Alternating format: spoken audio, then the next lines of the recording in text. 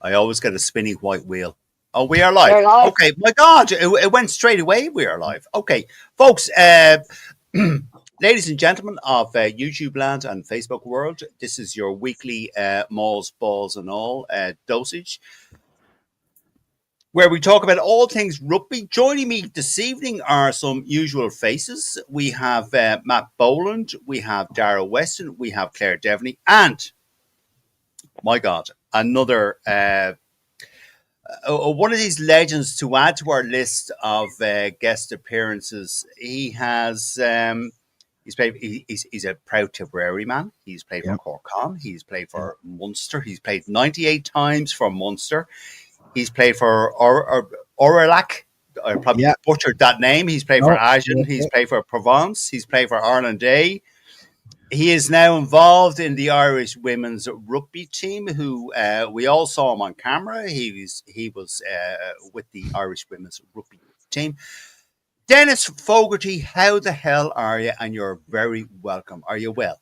I'm great. I'm delighted. I'm delighted to be on here. And I don't know how much of looking at the names that have already been on, I don't know if I can put myself into their category, but I'm delighted to be on. And I'm excited for the chats. Well, sure, listen, hold on a second. Hold on. I love an old chat. I know you do. Yeah, I know. But no, I've seen your press conferences. Now, come here. Now, we've had, as I mentioned, we've had David Campese, we've had Luke Pearce on, the rugby referee, we've had Charlie Hodgson on. But you are more than welcome, Denis. You are part of the rugby fraternity. So would you ever stop? Right? Fair. Okay. Go now, as I always say to everyone, are you all well in yourselves? All good, yeah. Super smashing great. All right. Okay. Denis, I'm going to come to you first. And we had Mike Ruddock on last week. And I asked Mike, and I probably asked it the wrong way. Did you learn more from playing than you did from coaching? But I'll rephrase it, Denis. Did you enjoy playing more so than you do coaching? Ooh, that's a very good question. I'll be very honest in everything I say on this. I loved playing, but there was years where I didn't like. I suppose I didn't deal well with the pressures of it. That was the hardest part for me, was dealing with the pressure of the constant being to perform all the time, back to back, and I kind of had a love-hate relationship with it. There was parts of it where I enjoyed because I got to do what I loved. I was very, very lucky to be in a Munster team where they craved success. They were highly driven. They were great to be around on and off the pitch. They demanded high standards across the board constantly, which I enjoyed.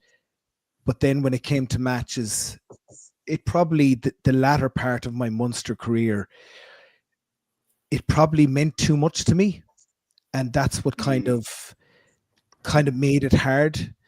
There was a stage when you're young and you're getting into it. It's you're doing it for the love of it. You're doing it. You remember when you're at school and when you're playing, you're playing representative rugby all along, and I never ever felt pressure like I had the pressure when I felt when I was in Munster teams, where there's expectation on you guys. There's expectation on the team to do well. There's expectation from the players that had been there for a long time, that were, that demanded success all the time. And there's part of it where I wouldn't change it. I just probably didn't deal with it as well as I probably could at that age. And I think that's why I had that love-hate relationship with it. And then again, like you asked me if when I retired in a year or two after, I would have taken someone's arm off to go back and play. It's right. That's the whole. It's like a mental. I was going to say the F word, but it was like a mental. Yeah, no.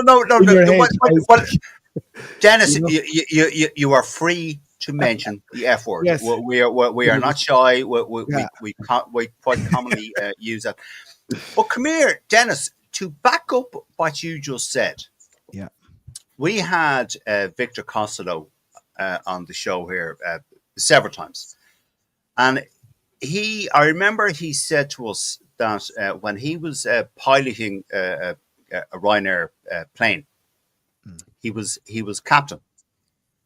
And a young guy said to him, I'll be captain before you ever were.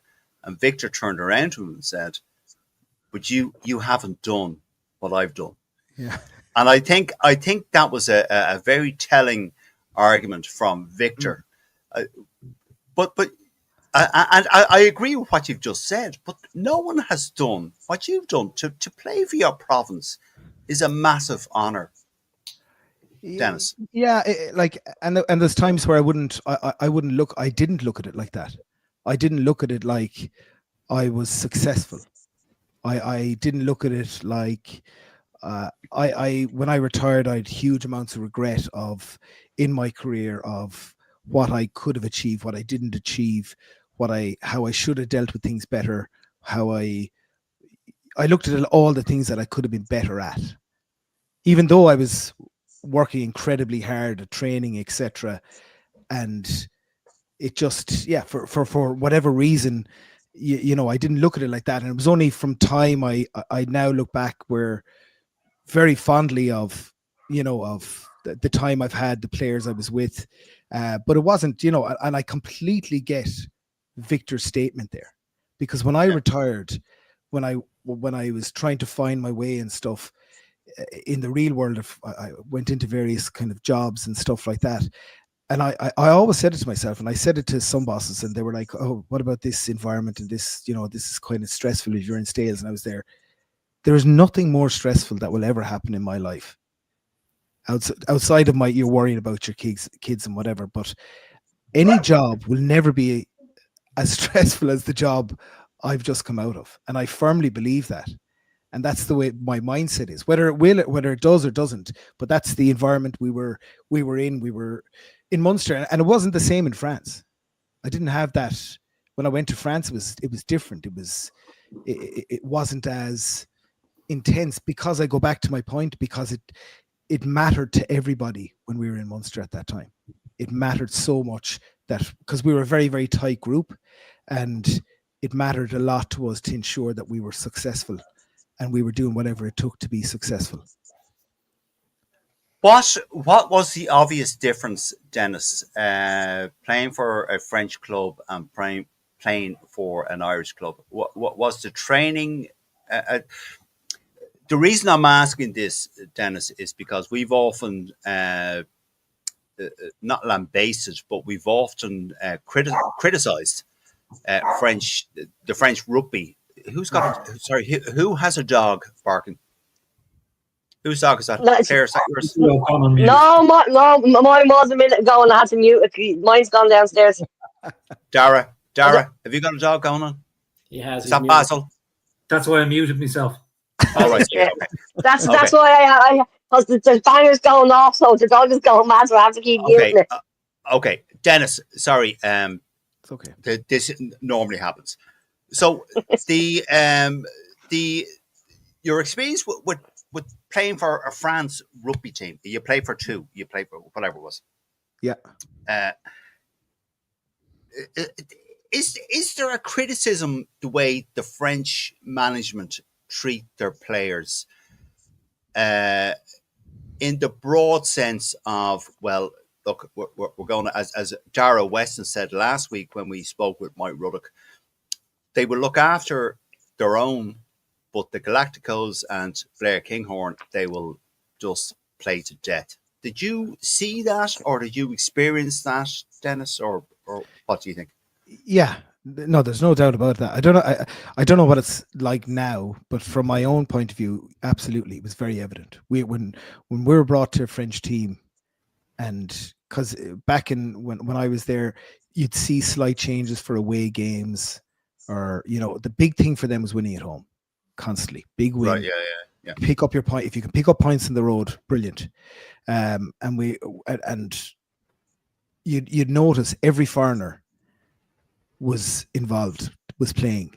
If they were paying you to come over, you'd be playing that weekend at every away game, but that you don't mind. You want to play. You don't mind that, but the off-field stuff was so far away from where I was in Munster in terms of. Go on. Do tell. Your S&C, your nutrition, your support from your physios, etc. Like it was very far away from where we were at, and like that, and that's key as well, to ensure that you were, that you were able to take the field at 100%. Well, not 100%, but as best you can. You know what I mean? So it just wasn't backed up by that. So but it was certainly. I know what you mean. Now, okay, let's talk about what was on the list. The Women's Rugby World Cup this year. Now, our colleague on screen now, Dennis, with you, Claire, was over at the final. Claire plays for Westmouth Town. Brilliant. She's a player herself. We're all players. Matt played for St. Mary's. Dara played for, I don't know, who did you play for, Dara? Clontarf? Clontarf. Yeah. Clontarf, yeah. Okay. And I am forced to play for at school levels for De La Salle College. Many years ago. Yeah, all right, okay. So come here, Dennis. We were all looking at the Women's World Cup with great anticipation, and it's great to see. Actually, before we go into it, someone said to me that the women's game, Dennis, is growing faster than the men's game.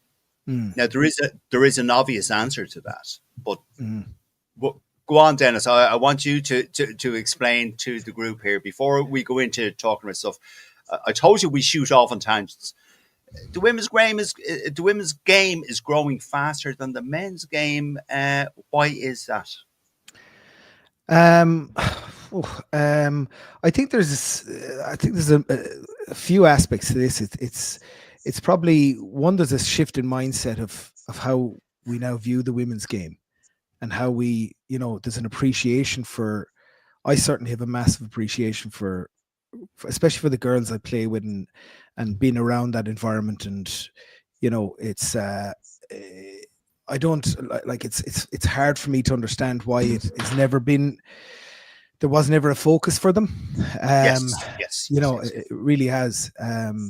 So, and I think it's only growing, but I think that the other side of it as well is that now I know there was a big lull in Ireland a number of years ago in terms of when the IRFU probably didn't get it right, and they've done things now to try and rectify that. That's helped, but it was like a lot of it is as well as how we do on pitch. Like we always speak about, we got to inspire people. We got to inspire people by what we deliver on pitch. We got to make people want to watch us. We got to win games. We got to beat the top teams, and we got to put ourselves into a position to beat the top teams. But also, I think England have really done an incredible job at growing the women's game. Their team is, and how they've done over the last number of years is incredible. They're now their own self-sufficient identity of the team. They don't rely on anything else. They don't rely on a men's team or to get funding from elsewhere or anything like that. They've done incredibly well, and now you see what winning the World Cup for them is well deserved because of that. So I think it's from a number of things. So, but I also think it's that mindset switch from everybody in the country of how we view the women's game now. And I think it's nice to see there's a lot more young girls getting into it because again of what they see the players now on pitch. Now the game has gotten bigger, so there was being on telly and how the players have played on pitch, but how they engage with the players and supporters after the games and elsewhere, I think is also incredibly important. It's very different. It's never going to be the same, and they don't want it to be the same as the men's game. Yeah. They don't want that. They want to do their own. They want to pave their own way and do it how they want to do it. And I think that's really important for how they grow the game as well. So yeah, I think that's how it's going to grow, and I think it's going to continue to grow over the next number of years. The way they're obviously, you've seen the playing in the Viva next year against Scotland. There was, I think, in the first week or something, we were notified there was nearly over 10,000 tickets sold for that game, and after a week, so which is brilliant, and then when you listen to these girls, and that's why I'm now incredibly kind of like attached to it. And when you hear their stories, and like they've dreamed about, they've been dreaming, women and girls have been dreaming about playing in a stadium, like the national stadium, yes, in Ireland, yes. And now it's just coming through, so it's like this is brilliant, and it's the right thing to do, so it's and hopefully can continue to grow on from that. No, but I tell you, sorry, go on, Claire. I just going to say it's going to be a far cry the girls, the Irish girls playing in the Aviva next year compared to, was it 2 years ago when the provincial ladies had to change in tents in Donnybrook. So it just shows how far it has come.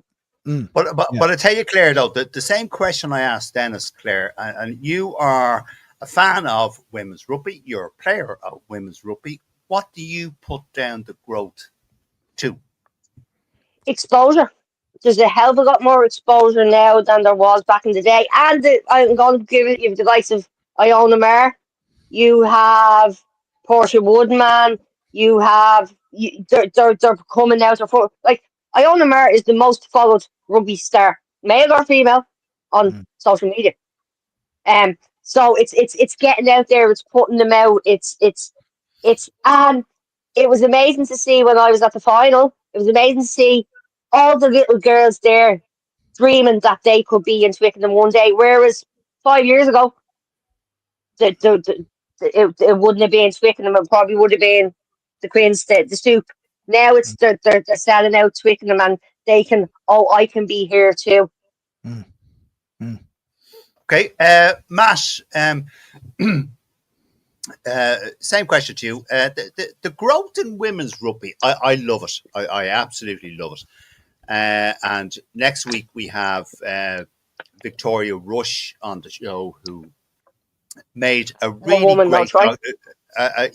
great documentary, No Woman, No Try. I don't know if you know her, Denis, Victoria Rush, or the show. You should check it out. It's on Prime, No Woman, No Try. She's on with us next week. Matt, the growth in women's rugby is outstripping men's rugby.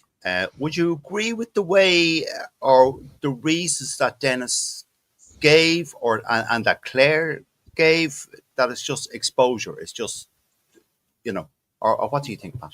Yeah, well, look, I mean, nothing that gets put out on social media it's never a bad thing. Forget all the nonsense that you get with that goes on with social media. But as a marketing tool, social media is one of the most powerful marketing tools known to man right now. And I suppose back then when men's professional rugby was officially made professional in the late 80s, early 90s, or whatever it was, they didn't have 1995. 1995, there you go. They didn't have that. So that's been a massive, and like as Claire said, Iona Maher, I think, has 5.2 million followers on Instagram and probably another 4 or 5 million followers on TikTok. So maybe 9 to 10 million followers she has. And you imagine the reach that she's getting for young women that want to go out and play rugby. They're looking at her and they're going, I want to do that. And you've made it when Barbie makes dolls for you. Barbie have put out women's rugby dolls. There you go. So like that in itself is just something that the men didn't have back in 95. And that is so powerful because I'd say there's a very small portion or percentage of people on this planet that don't have social media. So when it's going out there and it's going viral, and you've got the likes of Iona Maher, she is going global across everywhere and going viral, and that's incredible. And that's pretty much. Come here, Matt, is it all down to social media? It surely not all down. It surely can't be. No, it's not all down to social media. I mean, like they've been interested in rugby for years, and I suppose when the women's rugby was being played, like even when I was playing rugby for St. Mary's years and years ago, there was a women's rugby team then. So it's not just that, but it's helped massively, you know. And yeah, the more people that see it online and are watching games, and like even look at the attendances of this year's Women's World Cup compared to the World Cup of 4 years ago, it's probably quadruple or even more the amount of people that have watched it, you know. So and the viewership online, Matt, is huge. And we're all advocates of the women's game here. Not absolutely, just, yes. not Dennis, we all are, and we've all been singing the praises of the Irish girls for a long, long time. Absolutely, yes, absolutely, yeah. Dara Weston, your thoughts on all this before we come to some of the comments that are coming in there. Go on, Dara. Sorry, I'll take myself off mute there. Yeah, no, I mean what the lads have said. I mean, I think a lot of it is down to the social media buzz has certainly helped it, but also, I mean, the one thing the World Rugby would have a massive horn about is getting into America. They've always wanted to get into America and make rugby a big sport in America. And they've never really done it with men's, but women's rugby is really taken off in America now. So, I mean, they might get their wish yet, in that at least get, you know, some form of rugby in there. And I think there's 2 World Cups going there, isn't there, after Australia? The Men's World Cup and the Women's World Cup are going to the US. Yeah. So, I mean... hopefully Trump isn't involved, but sure, we won't go there. All right, okay. Before we go on to our next... Sorry, Dara, will you finish your point? Sorry. Yeah. No, you were now. I am now, okay. All right, okay. No, I didn't mean to cut you off. Sorry, Dara. Yes, okay. Sonia Croak, evening all. Lovely to have you on the show, Dennis. There's one support for you, Thank Dennis. James, thoughts on Munster? We'll come to that, James. Okay, yeah, we'll come to that.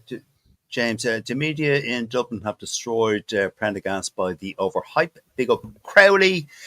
Levels done. Yes, we will discuss that. Okay, let me just see here. Mark Noonan, good to have you with us, Mark. Even all, how are you, Dennis?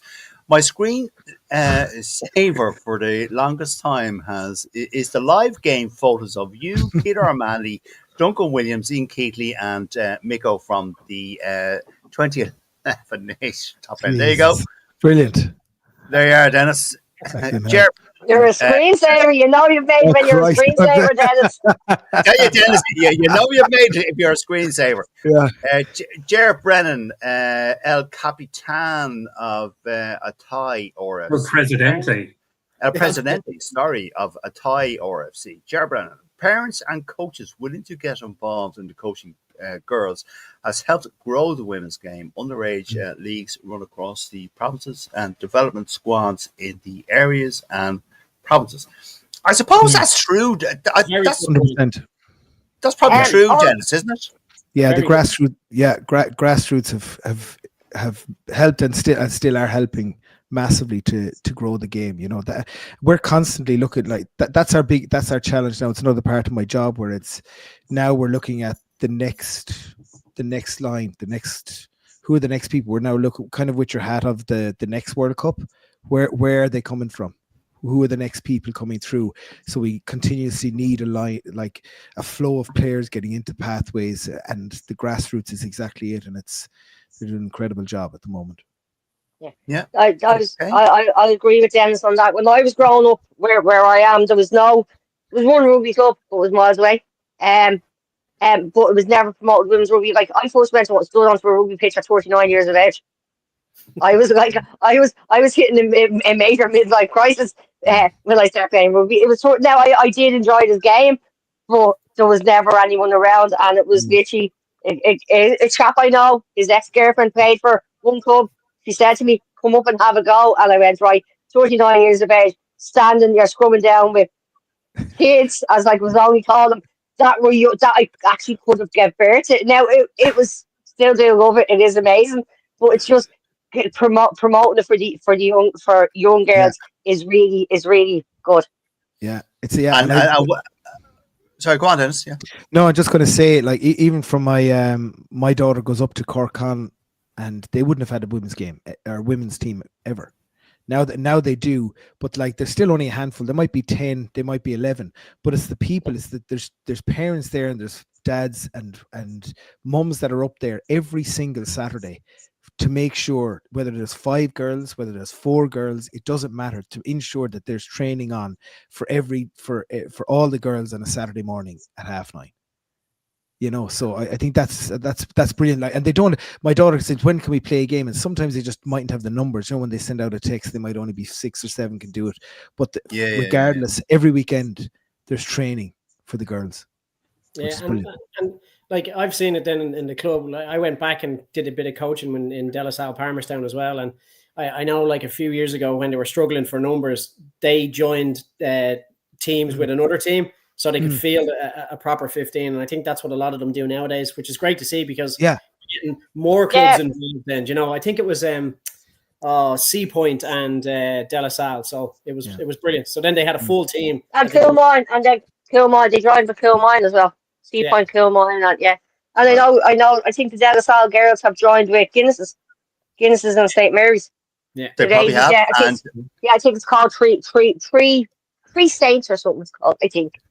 We had, and to echo all your points, Dennis and Claire and Matt and Dara, we had Fiona Hayes on the show about a month or two ago, and she said the exact same thing that you've all just said. It's getting women into the game and doing that. Let me just see here. Mark Noonan went to the Interpro final at Energia Park over the summer with my daughter and some of our friends. First exposure to rugby, and we had a great day out. Won some fans. Brilliant. Well, that's what we're all looking for, really, for the women's game. You know. Here now. This is going to be a bit controversial. Bob Tickle, if that is your real name. I have a question. Why drop Irish Sevens rugby? Great entertainment, and the Irish men and women were very competitive. Like to know, Dennis, did you have a still going, isn't it? Yeah, the women's seven is still going. The men's were dropped. It's identified as a pathway, isn't it? Also, I think, to the 15s game. So correct. We had Harry McNulty on here, who was some of the girls play 7s and 15s. They play both of them. Whereas they do, it's very seldom in the men's that they do both. They do, but what I was going to say, Claire, we had Harry McNulty on here before, and he, let's just say, he wasn't that complimentary about that whole issue. Anyway, we shall move on. Now, Dennis, we've spoken about this before, but I was really interested to hear your thoughts on this, being the coalface of it, being in the coaching, being at international level. And let me just call up a photograph here before I ask you. Rugby 360, Dennis. Yep. Is it gone after this recent announcement? Now, do you want me to read? I'll let you answer first, and then I'll read for everyone else. Go on. I genuinely don't think so. I would imagine that they expected the nations to come out and say that the players will not be able to play if they go to this. They won't be able to play international rugby. So I really don't think so. I think it will still go ahead. There is a part of me where I get it. I get. Do you really know that? No.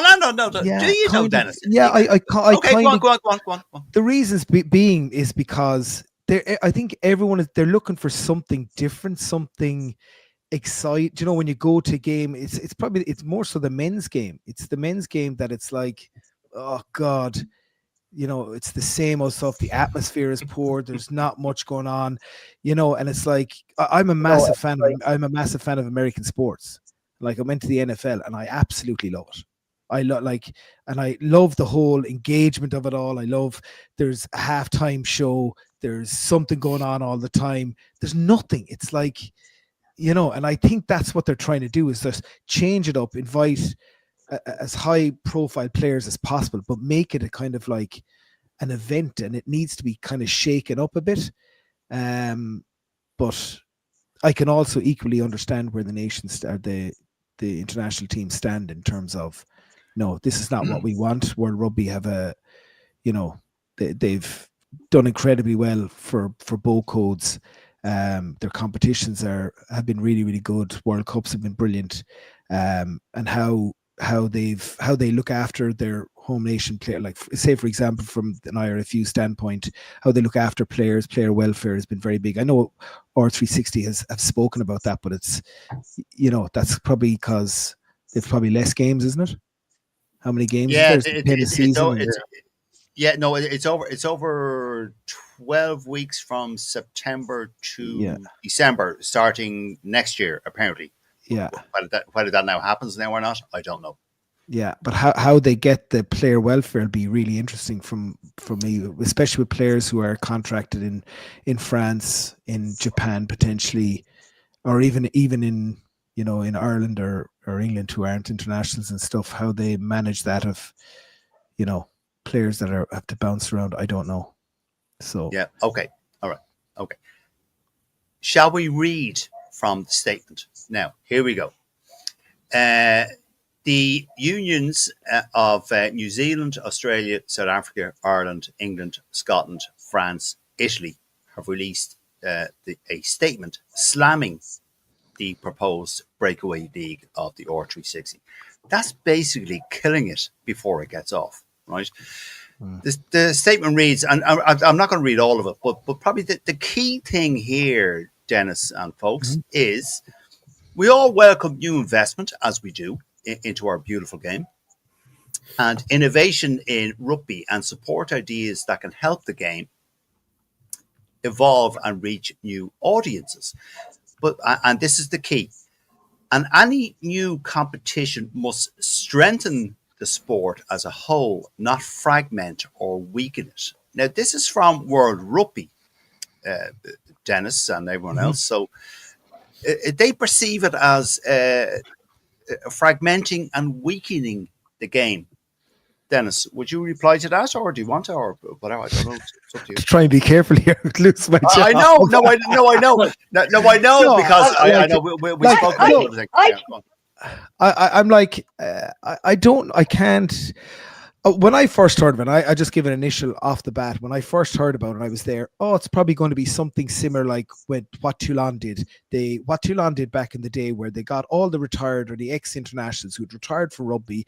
They go off. They want to limit their time, because when you get older, you want to play less, maintain your body, and then obviously make as much money as you possibly can. And that's what they did. And they bought these ex-players because they weren't international, so they knew they'd have them for a huge amount of time. And they went off and did that. So that's what I thought initially, without knowing anything of how it's and I don't know how it's going to be all run or anything. So that's what I thought was going to happen, in terms of, okay, they're just going to get all these players that are at the end of their careers. They want to go off. Yeah. They're only playing 10 games. They're probably still in really, really good shape if they're just finishing up with international, and they're well able for 10 games. So they might get 2 years out of it. So, and that's what they're probably looking at as players at the back end of their careers, where all these high profiles, so they might have been internationals for 10 years. So they're going to get an audience. So before they retire from rugby, get to see Johnny Wilkinson, Matt Gitto, all these type of players. And that's what I thought, and what I think is what they're going after. Well, come here, Denis. They were looking to get 160. Hold on, Claire. 1 sec. I'll come to you now. 1 sec. Yeah. But Denis, they were looking to get 160 women from the game, which, if they did, would decimate the women's game, which I would not be in favor of. No, I wouldn't, because equally I'd be the very same. That would kill the game. Yes, that would kill our game. For sure, absolutely. Okay, it'd be like taking 4 full teams out of the Premiership, and I think is there 8 or 10 women's teams in the English Premiership? Yeah. So I mean, if you took 4 teams out of that, it basically like half the numbers. Yeah. So it's just it wouldn't do any good to anybody. Yeah. No, I'm kind of conscious of asking the right questions here. I mean, No, I'll play devil's advocate here. You can see Wales never came out and said anything about R360 because obviously Yeah. Wales need the cash. That's So, right. if some of their lads want to go off and take a paycheck, I mean, the New Zealand being top of that list on the statement. For years, the Kiwis have been going off to, exotic places like Thomond Park and over to Japan, So, I mean, Dougie Howlett was he would have been there when you were there for, was it 3 years down in Thomond? Yeah. As my wife calls them, the glory years. I told her you were coming on, and she said, "Yeah, things started going downhill when he left." I like it. But I mean, the other thing you could say is that there'll always be these kind of competition. I mean, live golf. Everybody thought it was going to destroy golf, and all this. But in reality, if Mike Tyndall takes a couple of older players out, like if Conor Murray was to go into this for a year, Slimani. Players like that, if they were to go into it, it's not going to majorly affect. If they took somebody like DuPont, the lad would make a fortune. You can't say that as soon as he turned his back on R360 after 2 or 3 years, France Rugby wouldn't have him back in the starting lineup if he was well able for it. Yeah. But is that not? Hold on. Is that not what the Japanese league is for? Where they all go to get their money. But this is Middle Eastern. Or Leinster if you're a New Zealander. It's going to make Japanese money look like pocket money. Yeah. All right. Okay. Yeah. Fair enough. I mean, you're going to be talking about kind of journeymen, decent players, decent centers or wingers or whatever, but not DuPonts, and they'll be getting the likes of Finn Russell. They'd be getting like $1 million a season, like he's getting them back. And they mightn't be paying tax because it's a touring system, so they could be paid out in the Middle East somewhere where there's no tax. Yeah. No, you never know. Okay. I mean, obviously, World Rugby aren't going to support it because the cynic in me would say, well, they can't, because if you look at the way the unions are set up, the Six Nations is owned by the Home Nations unions. The company that runs it, the commercial entity, is owned by that. The same as the Rugby World Cup is owned by World Rugby, and in turn, that's owned. Each of the nations have a stake in it. Mm-hmm. So, I mean, they're looking at a private enterprise trying to come into rugby. And in fairness, they've done all the heavy lifting, trying to put money into grassroots game over the years. And then this private company are going to come in and go, right, we'll have you. You're coming with us, getting the plane. We're going to fly around the world and play a couple of tournaments. It'll all be great. Yeah. All right. Okay. Claire Devney, you're trying to get in there. Go on. Yeah. No, you're talking about Australia Rugby coming out and saying that they won't support. That's farcical from Australian Rugby. They're cutting the budget for the women, for the ladies rugby team by 25%. And now they're saying that the women, I'm not saying that, but that the women can't go and play in the 360. It's kind of going, if you want the women to stay in your nation, support your women's team. It's like you can't expect them to be playing in Australia for.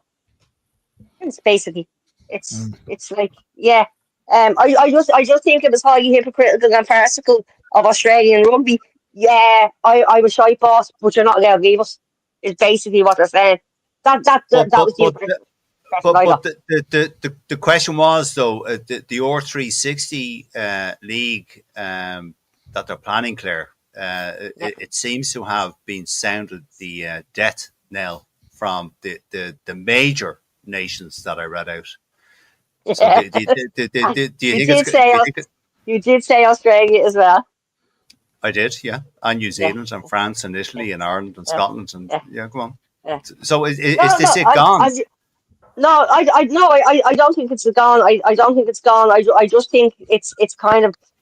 It will be shocking if you take that many women out of top sports women out of women's rugby. But even the women, even aside the women, Claire, the men, the men's game. Here's the thing for you. Will it be, I'm not going to name names, but would it be the likes of, there were certain 10s in the Irish team that couldn't get in of of it was number 10. So would it be the likes of that they probably know? Well, I'm not going to get in here behind things, so maybe I should go and make a few. I don't know. We're not going to name names. Okay, sorry. I didn't name I know you. I know you didn't. Hold on. I'm very diplomatic. No, I don't name the names. Right. Okay. Matt Boland, your overall thoughts on all of this conversation? Is R360 dead in the water? Look, I don't think it's dead, and there was a good few points made there by Dennis and Dara, and I'm going to try and remember, but because a lot has been said basically, but I don't think it's dead. It's probably just kicked it a little further down the road where it's going to take a little bit more innovation and stuff. But I think Dennis has nailed it in the head. Like, this is targeting players that are coming towards the end of their career and are looking for the little cherry on the cake to go off and finish out a season or two and get really big bucks and play with these guys that you've never played with before or you've only played against. And it'll be the likes of guys that have retired from international rugby that might be looking for, exactly like Conor Murray, he was kind of up in the air. What am I going to do? I'm not going to be playing with Ireland again. Will I do another season with Munster? If he had got a 360 offer, he'd have gone for a year and got a lovely send-off. And I think that's what it's going to be. And it'll be also for other players that are probably not in, they could be on the fringes of being selected for their national country, that they might go, do you know what, I might go and do a year there and I might get some really good experience and come back and maybe I'll get a foot into the national team then again. Possibly. I don't know. Dara said something now and I can't fucking remember at all. Yeah, so that's me. I think that's it. I don't think it's dead in the water. It's just pushed a little bit further down the road. Okay. All right. Okay. A few comments coming in. Jared Brennan, ex-president of Athy RFC. Rugby 360 will attract guys with a couple of seasons, I think we've mentioned this, left that have finished international rugby and South Pacific teams. It'll be the equivalent of playing soccer in Saudi Arabia. Okay. James says, thanks, James. Mike Tyndall is a gobshite. Thanks, James. Bev Amory, I'm hoping that most Irish players don't sign up to it. I wouldn't, as a player, want to risk my career for something that could flop. And after one season, it's too big of a risk to throw it all away. Yeah, no, I know. I know exactly what you mean now. Okay, moving on.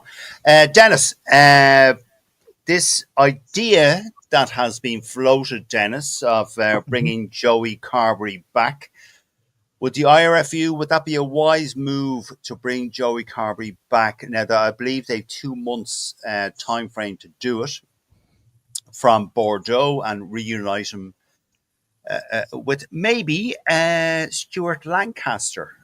Dennis, would that be a good idea, or what do you think? Yeah, I don't see why not. I think he's he's an international 10, and you want competition in your provinces first and foremost. And even I think it'd be a good move from them. Whether it happens or not, I don't know. He's done reasonably well since he was over in Bordeaux. He's kind of had an injury. He was quite injury prone, etc. So that's the hardest thing for him, because his injury profile now can be tricky. And would he be attractive to provinces? Like, I think so. I don't think it's a bad move. I think it's because I like the importance of making sure that you've competitiveness in positions, certain positions, and 10 being. Say for example in Connacht, I think he would be probably a better option than Jack Carty, potentially, and then he gets reunited with Stuart, which or even back there at 15 and stuff. So he can get offered multiple positions. But also I think did Richie Murphy coach him in 20s? When he was 20s, Irish 20s potentially. He was up in he was up in Ulster. He could be another good option as well. I think you're right, actually. Yeah, I think you're right. So, yeah. So that's another, it's another coach that knows him really well, potentially, where they also have struggled to find a really good 10 in the last number of years, you know. So I think it's, you know, I think it definitely have a look at it, but whether it happens or not, I don't know. So France is a hard place to leave. No, it is. Yeah, no, it is. But I mean, he's probably played to death over there. But what is it, though, Dennis, with the Irish international setup? With our 10s, I mean, historically, you could go back. We had Ollie Campbell, we had Tony Ward, we had Humphreys, we had O'Gara, Johnny Sexton, obviously. Like, what is it with us with the 10 position that if Carberry comes back, it will obviously be a three-way playing field. Yeah. You know, so what is the fucking issue with the 10 position in this country? I don't know. I'm just throwing it out there. I'm just throwing it out there. I don't know. I think firstly, I think we put a huge amount of expectation on young 10s to be. We expect them to be as good as O'Gara's, as Sexton. Like I think we all forget what they were like when they were 21, 22, 23. Good point. You know, we expect them to be just literally fit into Johnny's shoes, which is Johnny Sexton was unbelievable. You know, he was brilliant at what he did and how he ran the game, or how he ran the team around the place. But so I think expectation is one thing. I think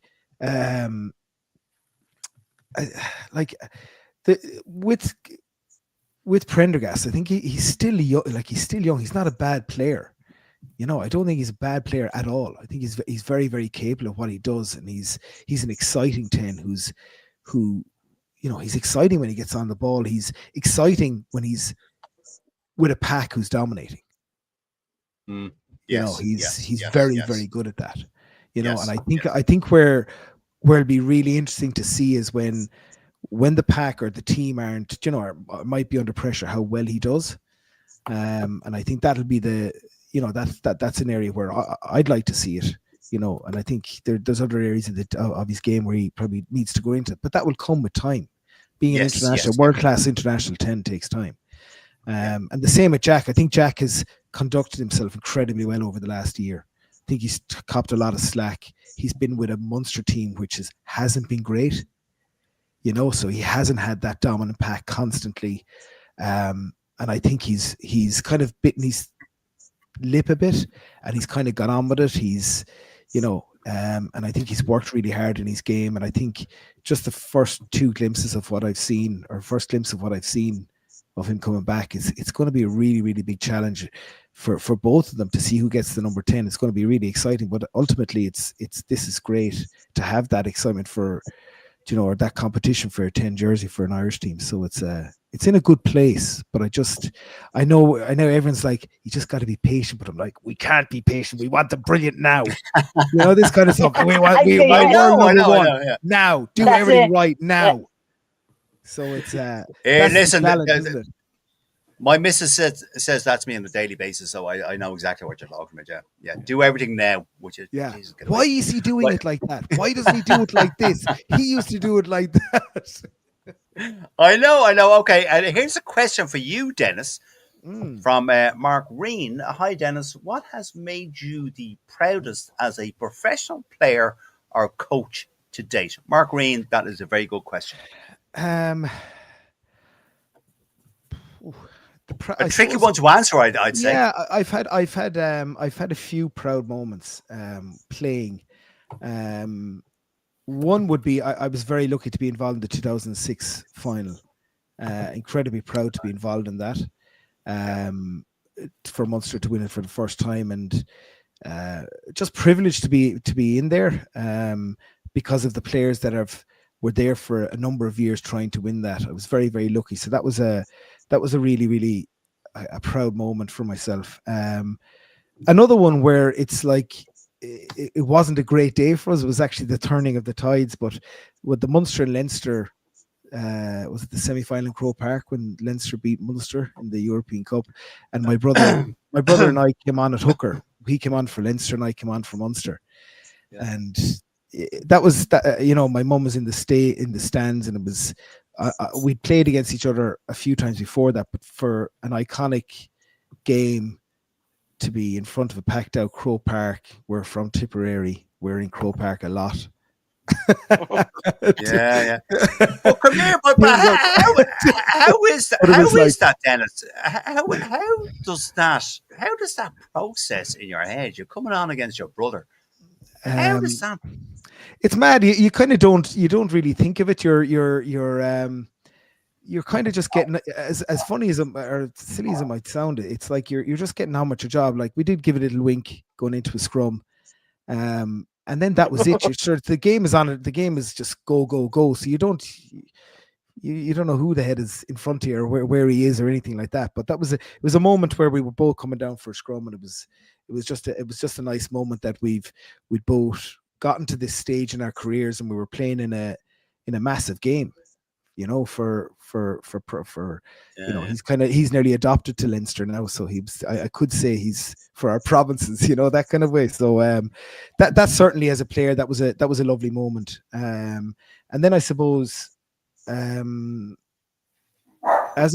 a coach, I suppose winning the AIL with Cork Con was a very proud moment for me 2 years ago. I'd been working with them for a number of years, and to win the AIL was, as a player and as a coach, was because I'm still young as a coach, and to have won that, it was really, really good.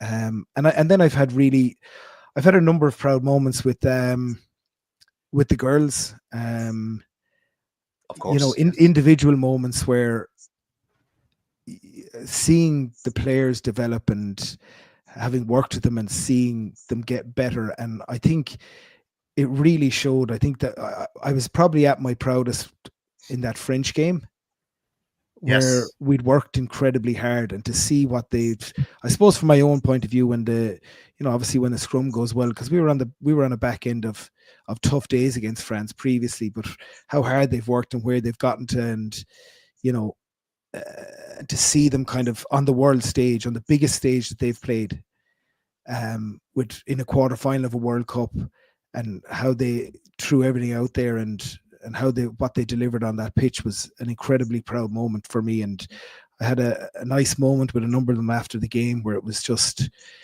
you know, they were to see where they've gotten to now was just brilliant, you know, and to have played a small hand in that was just was really proud. And I'm, you know, I'll have more of those. I'm looking forward to continue to grow them. I can tell, Dennis, it's from your speaking there, it's a bit emotional for you. And to be honest with you, we nearly won that game. Yeah. You know, it was won one it. of those things. We should have won it. Yes, we should have won it. Yeah. Just a quick one there for Dennis, right? Just you said one of your proudest moments was scrumming down against your brother in that famous game in Croke Park, right? You also said your mother was in the crowd. So who was she cheering for?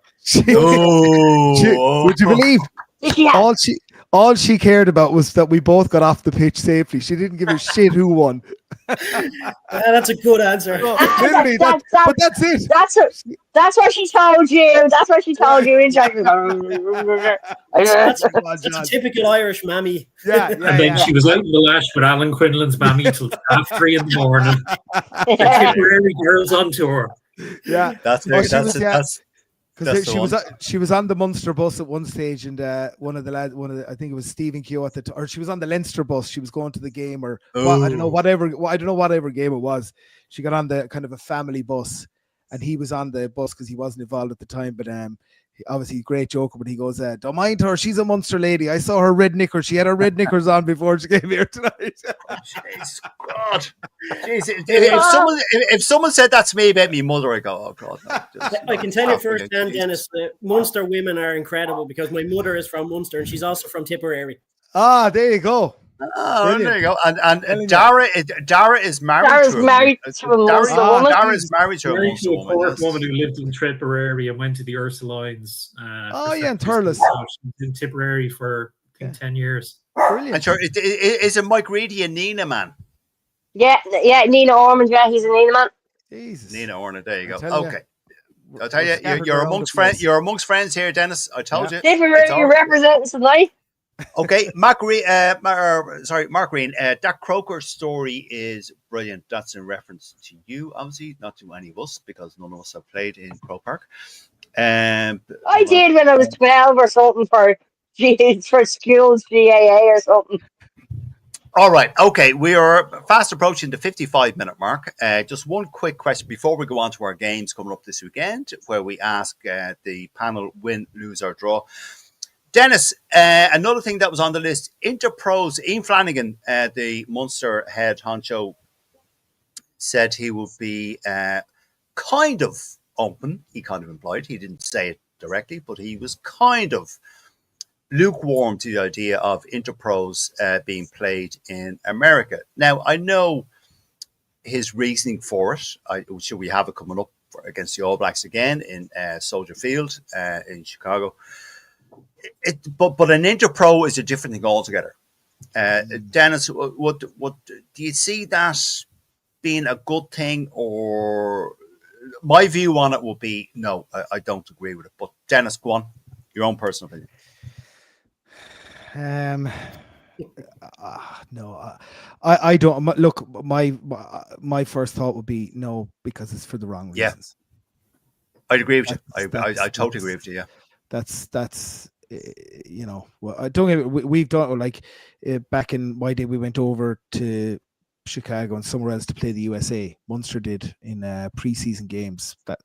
That's great. You can do that, but to bring two provinces over there, where it's probably their highest attendance in the Irish rugby provincial thing, where it's Munster Leinster Christmas time it's probably the only time it's sold out in Thomond Park now.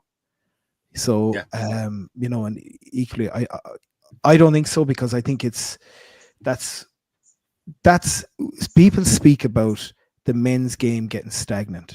That will not help the men's game, in my opinion, in this country. I don't think so. I totally agree with you. Absolutely, Dennis. Claire Devney, would you agree with myself and Dennis that it's a bad idea to bring the Interpros to America? It's a bad idea to bring the Interpros to America, the same way as it's a bad idea that they get the World Cup to America. But they're trying to grow. They are trying to grow the sport in America. That's all they're trying. When you look at the size of America and the amount of people they are trying to grow the sport over there. But the only reason Claire and Dennis they're having Soldier Field, the Irish game against New Zealand at Soldier Field, is because of the amount of Irish in Chicago. That's it. Yeah. And plus people will travel. Matt Boland, Interpros in America, good, bad. Personally, as I said to Dennis and to Claire, I think it's a really bad idea. Yeah, well, look, I'd be the same. I wouldn't be in favor of that at all. But I do understand their thought processes in it. Trying to grow the game, but surely there's other ways of doing it, because that's sacred for us and that's sacred for the provinces here. So look, again, it's probably one of those things that probably needs to be thought out a little bit better to maybe do something different, or I don't know. But yeah, look, the Ireland playing in New Zealand in Chicago is probably for the Irish diaspora over there and for the amount of them over there. But it'll generate interest, definitely. So I be on tour to the provincial match in the USA. Brilliant, thanks, Claire. But Matt, an Interpro is a different thing altogether. Yeah, no, of course, yeah. All right. I still don't agree with it. All right, okay. Darragh Weston, an Irish Interpro, Munster, Leinster, probably the biggest one. We can all probably put our hands up to that. Probably the biggest Interpro amongst the provinces. Would you bring it to America? I mean, look, it's easy to say we don't want it. We prefer not to. But, at the moment, as Dennis pointed out, like the provincial games aren't selling out. The Christmas game, the New Year game, when everybody's home from abroad and wants to go to the match and have a few scoops afterwards and all that. That is, look at some of the GA teams when they go over to play in New York, where they have a GA team as well. So, if you brought the two provinces to New York, Boston, something like that, it'd probably be a sellout. And the provinces would make money out of it, which will then filter down, through the layers to the grassroots. So, in some ways, I can see why they can't do it. Because, like, I mean, for the Leinster one during the other half of the year, obviously the Christmas one is always down in Thomond, and then we have the New Year's game against Ulster normally. But that's in the Aviva, which we can't sell out the Aviva at the moment. I mean, that's going to be okay. No. I mean, Croker's not going to be sold out this coming weekend. No. So it'll be big, but it's not going to be that big.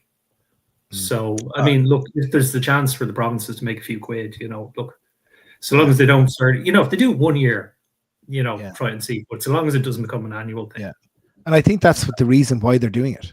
I don't think it's to grow the game. I think it's cash at all. It's cash. So is this all the COVID loans and still a hangover from that, Dennis? Or no, I don't know is the answer, but I don't. Okay. I think there's certain provinces that have debt that they need to get it. I think probably Leinster is probably the only team that are probably Leinster are probably the exception because we're lucky in some areas. We're renting a stadium. Yeah, and then they're redeveloping on our behalf. But every other province has had to redevelop their stadium. Yeah, Munster has had to redevelop too, if you include Musgrave. Yeah, so, and they haven't sold it. Haven't sold it out in ages. Yeah, and that's the thing. The attendance, they can't get attendance. Yeah. Player wages, coaches, etc., is just getting higher. Well, a lot of that is since you left to go to France, Dennis. Well, I know, I said it all along. Yeah, you know what I mean. You know what I mean, Dennis. We're all blaming you now. We're all blaming you. Well, no, I mean, from when Dennis left in 2012, I think it was up to 2023 when they won their next silverware. So all right, okay, we're interesting. Okay. Mad. We are over the hour mark, and we are going to end the show. Usually, Dennis, you are going to be the last voice on the show. This is what we always do. We look forward to the games that are happening next weekend. You say who's winning, who's losing, this weekend, who's winning, who's losing, who's drawing. So, Dennis, I'll let you be the last voice. So I will go to Matt Boland. Okay, we have Munster entertaining Edinburgh at home. Munster all day long. All right, okay. A dog bowl is back, which is good to see. Yeah. Sorry, Claire. 1 sec now. Come on. You're always jumping ahead. Matt, Leinster are entertaining the Sharks in the Aviva. Leinster are going to get their first win of the season. All right, okay. Ulster entertaining the Bulls. Is that in? That is in Ulster. Ulster are at home. I'll go Ulster. All right, okay. And finally, sorry, go on. Sorry, Matt. By a small margin. Okay. And Cardiff are entertaining Connacht. Oh. That's going to be a tricky. That's going to be a tough game. I think Connacht will sneak a win there away. Okay. Dara, to you. Munster entertaining Edinburgh. Oh, you have to. Munster. You're contractually obliged because you're married to a Munster woman, so you have to say Munster, otherwise you'd be divorced. Right. All right. Okay. Dara, our team, Leinster are playing the Sharks. Oh, Leinster all day. All right. Ulster entertaining the Bulls. Ulster, but I think it'll be tight. Okay, and finally, Dara, Cardiff entertaining Connacht in Wales. Again, I think that's going to be tight. But look, put my faith in Stuart Lancaster and I think Connacht might do it. All right, okay. Claire, Munster entertaining Edinburgh? Munster. Brilliant. Leinster taking on the Sharks? Leinster, but it's going to be tight. It's going to be... You think so? I do, because I do after seeing the squad that they announced, and Porter's not playing. Yeah, okay, but I think James Lowe was back. Not that one player makes a team, but not that one player makes a team. But I'm just, I do think it's going to be tough. I'm going to think that they're going to think they can come here after the back of their two losses and do 3 for 3 for the Safa teams. Yeah. Okay, Ulster entertaining the Bulls, Claire.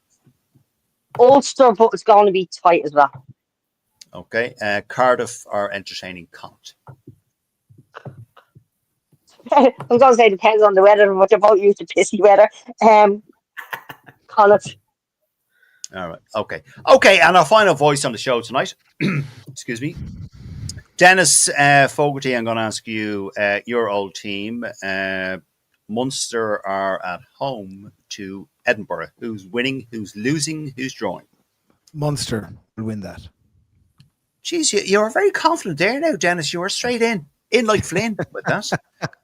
I know what. Yeah. All right. Okay. Leinster entertaining the Sharks. Denis? I actually think Leinster are going to win by a good bit. No, what do you mean a good bit now? Don't build up my confidence now, Denis. What do you mean a good bit? I think they'll win by about 15 points. Ooh, I'm putting you down for that. I think they need to. If they go 3, they've got to be hurt. Yeah. It's going to be a backlash. Denis, no, Denis, I'm writing you down. I'm going to message you. I'm writing you down. After the game. Yeah. I'm writing it down. Denis Don't mind me, don't write nothing down. Okay. Write it down. All right. Okay, no, I have done. Denis, Ulster are entertaining the Bulls up in Ravenhill, I believe. I know. I can hear the sigh. I I know. One. It's I think that's going to be really tight. And you know, just for a change, I'm going to say. Now, come here. Do you want a drum roll? Do you want a drum roll? Do you want a drum roll? No? Yeah, it's a draw. A draw. Going to go with a draw. Okay. Draw. Okay. Funny, Cardiff. So go on there. Our other Tipperary panelist, Mike Reedy, he's also very well known for sitting on the fence as well. So much splinters in his arse. He has splinters in his arts. He's right too. Okay. All right, Denis, the final game, and we will end the show on this. Cardiff are entertaining Connacht. Connacht will win that. What now? You see, yeah, you said that with quite an air of they're a confidence. good side. Connacht are a good side. They're playing some good rugby. They're going to continue to get better, and I don't think Cardiff had enough to beat them. All right. Okay, that's a very fair comment. Okay, folks, that is all we have time for. As usual, we've gone way over time. Our thanks Not like are us at to all. yeah, exactly. Our thanks are to you for watching and your comments. We couldn't get around to all of them, but my thanks are to Matt Boland, Dara Weston, Claire Devaney, and our special guest. He is always welcome on the show. He's been a great guest, great chat, great crack. Denis Fogarty, thank you so much for your time. It's been a pleasure. And I am going to message you after that game with the Leinster Sharks game. Yeah. All right. Folks, thank you very much. Enjoy the rest of your evening, and it's been a pleasure, as always. Thank you very much. Dennis, thank you. Thank you. Thanks very much. Cheers.